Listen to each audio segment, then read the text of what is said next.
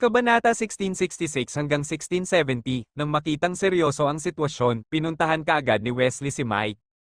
Hindi nagtagal, bumaba si Mike at nakita si Chad sa isang sulyap. Nang magkita ang dalawa, para silang magkaaway, at sobrang inggit sila. Ophthalmology Inpatient Department, nakipag-chat si Wesley kay Avery sa ward. Sinabi ni Chad na pinaghihinalaan ni Elliot na pinatay ni Mike si Rebecca, hinawakan ni Wesley ang isang mansanas at dahan-daang nilaslas, nagmamadali yata si Chad, hindi ba dapat si Mike talaga ang gumawa nito, right? Mukhang nagulat si Avery, imposible, hindi gagawin ni Mike ang ganoong bagay, kung ginawa niya, dapat sinabi niya sa akin, kung ginawa niya talaga, malamang hindi niya sasabihin sa iyo, I told you, napag-alitan ka na ba? Narinig ni Wesley ang kawalan ng katiyakan sa kanyang tono, namatay si Rebecca, pero inosente si Hayes, hindi naman niya papatayin si Hayes di ba? Kung ganoon, sobra na iyon. Marahas na umiling si Avery at gustong bumangon sa kama, itatanong ko sa kanya, hindi ako naniniwalang gagawin niya ang ganoong bagay, hindi siya basta-basta papatay ng tao, ibinaba ni Wesley ang mansanas at ang fruit knife, huwag kang bababa, pagkatapos nilang magkita ni Chad, natural na babalik siya, Kuya Wesley, bakit sa tingin mo papatayin si Mike? Tense ang katawan ni Avery at may kung anong matinding emosyon, hindi siya ganoong klaseng tao.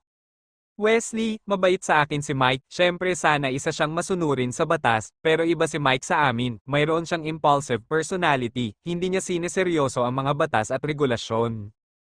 Kuya Wesley, bakit mo nasasabi yan sa kanya, pagkatapos niyang dumating sa Area Adele, wala pa siyang ginawang ilegal, bakit mo sinasabing hindi niya sineseryoso ang mga batas at regulasyon, hindi matiis ni Avery na minamaliit ni Wesley si Mike ng ganito. Para bang si Mike ay ipinanganak na makasalanan, hindi ko siya kilala hanggang sa dumating siya sa Area Adele, nagkakilala kami noong nasa Bridgedale kami, kung ano ang ginawa niya sa nakaraan, walang nakakaalam, alam ko, Avery, hindi ko sinabi na dapat sa kanya ang trahedya ng pamilya Joban, natatakot lang ako na siya ang may gawa nito, kung gagawin niya ito, tiyak na hindi siya pababayaan ni Elliot, sinuri ni Wesley ang kabigatan ng pangyayari sa kanya. Sa ibaba ng inpatient department, pagkasabi ni na Chad at Mike ng ilang salita, nag-away sila. Hindi man lang ako nakapunta sa Yanroville, bakit ako nakapatay ng tao, galit na sabi ni Mike at iniunat ang kamay at itinulak si Chad pabalik. Muntik nang malaglag si Chad. Sinong nagsabing ikaw ang nagpakamatay? Kumuha ka ng isang propesyonal na mamamatay tao para gawin ito. Lumapit muli si Chad sa kanya, tinitigan siya ng matalim na tingin, sinabi mo sa akin noon na gusto mong tanggalin si Luz Rebecca. Nag-init ang pisngi ni Mike, oo. Hindi lang sa iyo ang sinabi ko, kundi pati na rin sa boss mo. Chad, hey, bakit hindi ka pumunta at sabihin sa mundo? Kahit na gusto mo talagang gumawa ng ganitong masamang bagay, hindi mo ba ito kayang gawin ng patago? Dapat mong sabihin ito kahit saan. Natatakot akong hindi malaman ng iba na ikaw ang gumawa nito. Mike, sinabi ko lang, hindi ginawa, hindi ko ginawa. Nakahinga ng maluwag si Chad, hindi mo talaga ginawa? Sa pagharap sa paulit-ulit na pagtatanong ni Chad, sumimangot si Mike, ginawa ko, pumunta ka at tumawag ng pulis para arestuhin ako, matapos isiga ang mga salitang ito, muling itinulak ni Mike si Chad palayo gamit ang kanyang mga kamay, umalis ka nga. Matapos mag-away ang dalawa, tumalikod si Mike at umalis. Nakatayo doon si Chad, pinagmamasdan siyang mawala na mas lalo pang naiirita. Ang nakakainis pa ay nakatanggap siya ng tawag mula kay Elliot hindi nagtagal pagkalabas niya ng ospital. Huminga siya ng malalim, mabilis na inayos ang mod, at sinagot ang telepono. Nahanap mo na ba siya? Ano ang sinabi niya? Bumangon si Elliot matapos magising sa telepono. Sabi niya hindi niya ginawa nung una, tapos ginawa niya. Hindi ko alam kung ginawa niya yun. Gustong tulungan ni Chad si Mike, ngunit ang inaasal ni Mike ngayon ay lubos na inis. You go investigate him. Kung talagang ginawa niya, kung gusto mong pumatay o pumutol ng kahit ano, magpanggap ka na hindi ko siya kilala. Matapos sabihin ang mga salitang ito, pinagsisihan ito ni Chad. Pakiramdam niya ay hindi ito ang ginawa ni Mike dahil tinanggihan ito ni Mike sa unang pagkakataon, ngunit hindi siya pinansin ni Mike sa mga araw na ito na labis na ikinagalit niya. Gaano man ang pagbabago ng relasyon ni na Avery at Elliot, ano ang kinalaman nito sa ibang tao? Bakit dapat maghiwalay sina Avery at Elliot at dapat silang idamay? Pagbalik ni Mike sa ward, agad na tumayo si Wesley sa upuan, kayong dalawa, mag-usap tayo, lalabas muna ako. Paglabas ni Wesley, isinara niya ang pinto ng ward, tumingin si Avery kay Mike, bagamat hindi ito umimik, alam na ni Mike ang gustong sabihin ni Avery sa mga mata nito, hindi ko ginawa, naisip kong ang patayin si Rebecca at itapon ang bata kung saan walang makakahanap nito, ngunit hindi ko ipinatupad ang planong ito, umupo si Mike sa upuan at sinabing, mamaya tiningnan ko ang mga litrato ni Hayes, at habang tinitingnan ko, mas naging malupit ako, kaya wala akong nagawa. Nagtitiwala ako sa'yo, nakahinga naman ng maluwag si Avery matapos niyang matanggap ang kanyang sagot, ganito hindi mo kaya, ito ang pinakahuling linya. Galit na reklamo ni Mike, hindi naniniwala sa akin si Chad, sa amo lang siya naniniwala, sinabi ni Elliot na ginawa ko, kaya kahit sabihin ko sa kanya na hindi ko ginawa, hindi pa rin siya naniniwala. Huwag kang magalit, kahit na pinaghihinalaan ni Elliot na ginawa mo ito, kailangan mong magpakita ng ebidensya. Inalo siya ni Avery, hindi ka takot sa anino, ayaw mong magalit.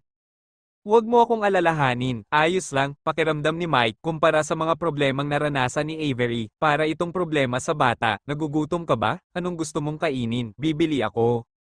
Nanatili si Avery sa ward ng ilang araw, nakakaramdam ng pagkabagot. Alas 5 ng hapon, tinanong ni Mike si Avery kung nagugutom na ba siya at gustong bumili ng hapunan, hindi niya ito pinabili dahil hindi naman siya nagugutom. Hindi siya masyadong gutom ngayon, pero gusto niyang lumabas para mamasyal. Avery, Tere, kain tayo sa labas, gusto kong mamasyal.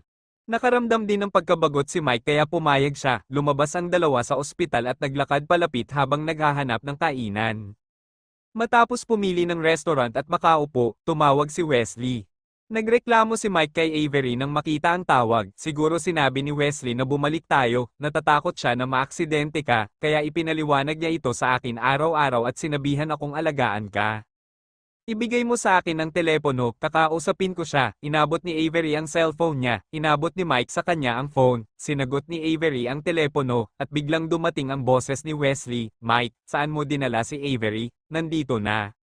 Si Hayden, bumalik na kayong dalawa sa ospital, natigilan si Avery.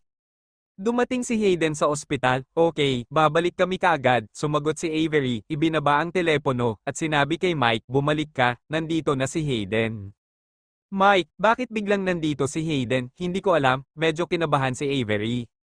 Habang lumalaki si Hayden, hindi na niya kayang tratuhin si Hayden bilang isang menor de edad na bata tulad ng dati.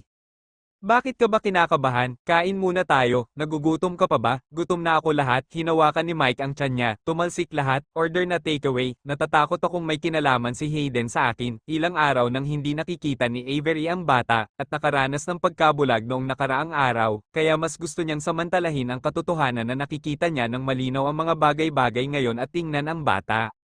Mas nahihirapan siya nitong mga araw na ito, inilagay siya ng doktor sa ospital, kaya masunurin siyang na-hospital. Gusto niyang makita ang bata, ngunit natatakot na sabihin sa bata ang tungkol sa kanyang kalagayan, at ang bata ay nag-aalala, ngayong lumapit si Hayden sa kanya, malamang hindi na niya maitago ang kanyang sitwasyon. Bumalik ang dalawa sa ward, at agad na naglakad si Avery kay Hayden. Hindi nagsalita si Wesley, bahagya lang siyang umubo, ipinaalala kay Avery na alam na ni Hayden. Naintindihan naman ni Avery ang ipinarating niya. Hayden, mapapagaling ang sakit ni nanay, kailangan lang ng kaunting oras, pag-aalo ni Avery kay Hayden, did you come alone, paano ka nakarating, sinabi mo ba sa kapatid mo noong lumabas ka, Hayden, pumunta si Tito Chad sa bahay namin ngayon, narinig ko ang sinabi niya at naisip ko na medyo kakaiba. Kaya hinanap ko kayong dalawa, sabi ni Hayden dito at tumingin kay Mike. Huminto si Mike sa pagkapahiya, may sakit ang nanay mo, at pumunta pa rin ang tatay mo sa Yanroville kahit alam niyang may sakit ang nanay mo. Nawala sila ng illegitimate daughter ni Rebecca, feeling niya yung illegitimate daughter higit sa lahat, ganun lang kasimple. Narinig na ito ni Hayden mula kay Wesley ng maaga, pero ngayong nakikinig ulit sa sinabi ni Mike, biglang nag-alab ang galit sa puso niya. Mom, hiwalayan mo siya, tumingin si Hayden kay Avery at seryosong nagtanong. Alam ni Avery na galit ang kanyang anak kaya sinunod niya ang sinabi nito at sumagot, Hayden, kumain ka na ba ng hapunan? Kung hindi pa, sabay na tayong kumain sa labas. Hindi mo ba ako hiniling na mag-order ng takeout? Mahinang bulong ni Mike. Kinain ko, hinawakan ni Hayden ang kamay ni Avery at inalalayan siyang maupo sa tabi ng hospital bed. Nay, sabi ni Tio Wesley na walan ka daw ng mata kahapon, mapapagaling ka ba talaga? Dapat yun ang sabi ng doktor, pero pupunta ako sa Bridgedale para magpagamot. Napakaamo ng tono ng boses ni Avery, araw-araw na ngayon si nanay, at pansamantalang stable ang kondisyon niya. Mabilis na sabi ni Hayden, bakit hindi ka pumunta sa Bridgedale para magpagamot ngayon, dadalhin kita sa Bridgedale. Kailangang hiwalayan ni nanay si Elliot bago pumunta sa Bridgedale, babalik siya sa loob ng ilang araw. Matapos makinig sa paliwanag ng kanyang ina, Hayden wala na, ang kapaligiran sa ward ay agad na naging medyo madilim. Avery, Hayden, please wag mong sasabihin kay Leila ang sakit ng nanay mo, maghintay hanggang sa pumunta ako sa Bridgedale para sa paggamot at magpasya kung kailan sasabihin sa kanya ayon sa sitwasyon, kung mabilis itong gumaling, hindi mo na kailangang sabihin sa kanya. Psychologically nagdusa si Leila, ang kakayahan ay hindi kasing lakas ni Hayden, kaya ayaw ni Avery na ma-pressure ang kanyang anak. Hinintay ni Hayden na kumain ng hapunan si Avery sa ward bago lumabas ng ospital, sumakay siya ng taxi, at medyo gabi na, nag-aalala si Wesley na babalik siyang mag-isa, kaya pinilit niyang ihatid siya pauwi. Ang kotse ay nagmaneho sa kalsada, si Wesley ay nag-alinlangan sandali, at pagkatapos ay binasag ang katahimikan. Siguradong hihiwalayan ng nanay mo ang tatay mo. Sa oras na iyon, ang isyu ng kustodiya ng iyong tatlong kapatid ay hindi maaaring hindi masangkot. Wesley and Hayden raised this upcoming problem. Siguradong ipaglalaban ng tatay mo ang kustodiya mo. Makikita sa ugali ni Hayes na nagmamalasakit siya sa kanyang mga anak. Imposibleng kami ni Leila ang tumira sa kanya, muntik nang mabulunan si Hayden. Alam ko, pero malamang hindi bibitaw si Elliot. Naisip ni Wesley ang problemang ito at nakaramdam siya ng matinding paghihirap, makuha man o hindi ang kustodiya ni Leila. Kailangan mong gumawa ng paraan para sundin ang iyong ina, kung hindi, siya ay mag-isa at magkakasakit muli. Napakalungkot. Pinakinggan ni Hayden ang malungkot na tono ni Wesley at nagngangalit ang kanyang mga ngipin. Hinding-hindi ko siya mapapatawad. Paglaki ko, kailangan ko siyang lampasan, pagkatapos ay babawiin ko ang aking mga nakababatang kapatid. Sinabi ito ni Hayden dahil naramdaman niya na maaaring gusto ni Elliot sina Leila at Robert, ngunit hindi kinakailangan sa kanya. Ang mag-ama ay may masamang relasyon at hindi kailanman nagkasundo. Hayden, huwag ka nang magalit, I just planned for the worst, baka hindi ganoon katigas ang tatay mo, nalungkot si Wesley nang makita niyang kaaway si Hayden. Ang isang bata sa kanyang edad ay dapat na lumaking masaya sa ilalim ng proteksyon ng kanyang mga magulang. Ngunit dumaranas siya ng mga problemang hindi dapat tiisin ng kanyang edad. Tito Wesley, hindi mo na ako kailangang eye comfort, hindi ko kilala ang ibang tao, hindi ko ba siya kilala? Isa siyang masamang tao, malamig na sabi ni Hayden. Story River Villa. Pagbalik ni Hayden ay agad siyang hinayla ni Leila at tinanong, Kuya, nakita mo na ba ang nanay ko? Nakita mo na ba si Tio Mike? Nasa ospital ba silang dalawa? Kumusta ang baby ni Tita Shay? Dalhin mo ako para makita ito. Namimiss ko ang aking ina, gustong sumama ni Leila kay Hayden ngayong gabi, ngunit tumanggi si Hayden, hindi kasi sigurado si Hayden kung talagang nasa ospital ang kanyang ina. Leila, may sasabihin si Kuya, hinawakan ni Hayden ang kamay ni Leila at inakay ito papasok ng kwarto. Matamang tumingin si Leila sa kapatid at bumulong, Kuya, grabe ka, hindi ka ba masaya na makita ang iyong ina? Sinong nagpalungkot sa'yo? Hayden, ang iyong ama, Elliot, nasa ospital din siya, tanong ni Leila sa malinaw na boses. Nagpunta siya sa Yountville para hanapin siya at ang anak ni Rebecca. Itinulak ni Hayden ang pinto at inakay si Leila papasok ng bahay. Pagkapasok ng magkapatid sa kwarto ay sinara na nila ang pinto. Niyakap ni Mrs. Cooper si Robert, sinundan siya, at tumayo sa pintuan upang tingnan kung maririnig niya ang kanilang mga bulong, hindi sa gustong makinig ni Mrs. Cooper sa pagsasalita ng magkakapatid, ngunit hinayla siya ni Robert, medyo nagalit si Robert, nagbulungan ang magkapatid, pero hindi man lang niya dinala. Dad B** starred, napasinghap si Leila at napatitig sa sinabi ng kapatid. Leila, tinawag mo pa si Dad, galit na sabi ni Hayden. Malaking kontrabida si Elliot, hindi ko siya tatawaging dad, nag-iba agad ng tono si Leila, nagpunta ba siya sa Yountville para magalit sa atin? Bakit niya ginawa ito? Hindi ba't nangako siya sa nanay ko na hindi na siya pupunta sa Yountville? Bakit hindi ito binibilang? Sinabi ni Hayden ang dahilan, namatay ang masamang babae na si Rebecca, wala na rin si Elliot at ang kanyang anak, kaya pumunta si Elliot sa Yountville para hanapin ang bata. Yung masamang babae, paano siya namatay? Namatay ba siya sa sakit? Nanlaki ang mga mata ni Leila sa kuryosidad. Hayden, siya ay pinatay. Oh, paano ang kanyang munting baby? Saan nagpunta ang bata? Nagpadala si Leila ng sunod-sunod na pagdududa. Kung si tatay, kung mahanap ni Elliot ang munting sanggol na yon, gusto mo bang ibalik ang maliit na sanggol na yon? Bago pa makasagot si Hayden, sinabi ni Leila sa sarili, kung gagawin niya ito, hindi ko na siya tatawaging tatay. Malungkot talaga ko, Leila, sabi ni Mommy pagbalik niya, hihiwalayan na niya, pagkatapos ay tiyak na makikipagkumpetensya siya sa ina para sa aming pangangalaga, susundan ko talaga ang nanay ko, Leila, sana masundan mo rin ang nanay ko. Sinabi ito ni Hayden kay Leila, para maging matatag si Leila sa tabi ng kanyang ina. Siyempre gusto kong sundan ang nanay ko. Nag-aalalang hinawakan ni Leila ang braso ni Hayden, I want to be with you. Ayokong manatili sa masamang ama. May isa pa siyang anak, at tiyak na hindi niya ako mamahalin tulad ng dati. Napaisip si Hayden. Pagkatapos gawin ang desisyong ito, sinabi niya, kung igiit ni Elliot ang pag-iingat ni Robert, kung gayon kapag mas makapangyarihan na ako sa kanya sa hinaharap, babawiin ko si Robert. Woo! Ayokong ibigay si Robert sa kanya. Kuya, atin na ang kapatid ko. Naisipan ni Leila na makipaghiwalay kay Robert at biglang tumulo ang luha, kung tretuhin niya ng masama si Robert ano ang dapat nating gawin. Kung hindi namin siya titira in the future, siguradong hindi magiging maganda kay Robert ang masamang ama. Sa puso ni Leila, si Elliot ay nagbago mula sa isang walang katulad na mabuting ama tungo sa isang kasuklam-suklam na demonyo. Sa pag-aalaga ni Lola Cooper kay Robert, magiging maayos si Robert.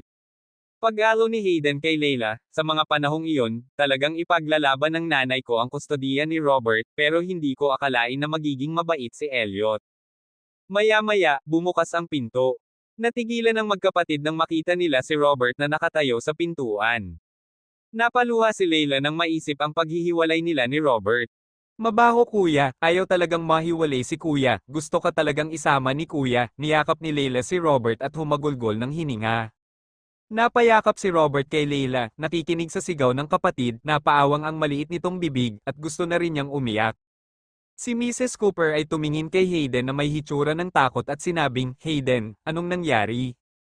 Hihiwalayan ng nanay ko si Elliot, kwento ni Hayden, susunod talaga kami ni Leila sa nanay ko. Namumula ang mukha ni Mrs. Cooper, pumunta ka sa iyong ina ngayong gabi, ano ang sinabi ng iyong ina? Oo, nagdesisyon na ang nanay ko na tanggalin na ang SC asterisk ang bag na iyon, Lola Cooper, kung hindi makuha ng nanay ko ang kustodiya ni Robert, alagaan mo ba si Robert? Tanong ni Hayden. Saglit na nalungkot si Mrs. Cooper, marami siyang gustong sabihin, pero hindi niya masabi. Sinabi ni Hayden na nagpa siya si Avery, at dahil ito ang kaso, dapat na walang puwang para sa pagbabago sa bagay na ito.